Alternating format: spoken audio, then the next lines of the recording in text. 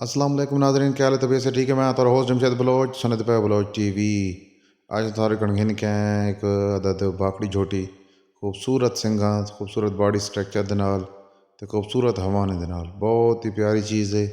जिस भाई को ज़रूरत होवे channel channel the description number मौजूद हो सी तो स्क्रीन ते नंबर ही शो होंदा पियो सी। बहुत ही खूबसूरत चीज़ है, बहुत ही कद काठ हाइट वेट दे नाल खूबसूरत थणा का फासला दे नाल ते बहुत ही अच्छी चीज़ है। जिस भाई को ज़रूरत हो ज़रूर साना रबता कराए। झोटी की डिमांड 2,20,000 है।